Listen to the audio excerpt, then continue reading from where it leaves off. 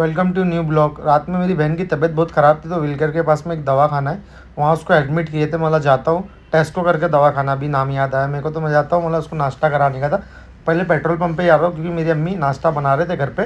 बोले जा बेटा, गाड़ी में पेट्रोल नहीं था, रात से हम लोग परेशान थे, गाड़ी लेके यहाँ वहाँ दौड़ रहा था दवाखाना। तो पंप पे आया तो पंप पे भी 2 नोज़ल बंद था। इतनी भीड़ थी, मतलब क्या करूँ। तो पावर पेट्रोल के पास में कम भीड़ थी तो वहाँ पर लगाया। वहाँ से नंबर आ गया था, अम्मी का भी वो फ़ोन आ रहा था। बोले बेटा, उसका फ़ोन आ रहा, अकेली थी ना दवाखाने में, रात में रुके थे लेकिन सुबह नाश्ता बनाने के लिए घर पे आ गए थे। तब अम्मी बोले मैं धीरे धीरे आगे आती हूँ बेटा। बोले तो फटफट हम लोग को रोड के पास में फिर मिल जाना बेटा। बोला ठीक है। तो मैं गाड़ी लेके जा रहा था, धूप इतनी थी कि क्या बोलूँ। तो अम्मी लोग को रास्ते में देख रहा था, दिख रहे नहीं थे। मेरी बहन का फ़ोन पे फ़ोन आ रहा था, मैं गाड़ी चला रहा था। तो ये अम्मी और मेरी छोटी वाली बहन दोनों दिख गए थे, नाश्ता वाश्ता ले लिए थे।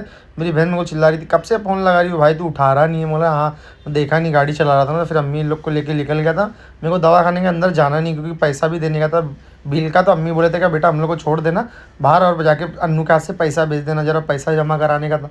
रात से दवा भी प्राइवेट में रखो तो 5,000 10,000 रुपये की तो दवा लिख देते, इतनी दवा लिख देते क्या बोलते। फिर मेरी बहन आ रही थी नाश्ता वाश्ता दे के, बोले कि भाई अपने को जाने का पैसा लेने। बोला चल तेरे को मित्तल पे छोड़ता। अरबाज भी आ रहा था, फिर अरबाज से पैसा मंगा लिया था, ये घर पे चली जाएगी। फिर हम लोग जूस पीते खड़े थे जब तक कि अरबाज आ रहा था, रिक्शा पकड़ के। फिर अरबाज आ गया था, ये चली गई थी।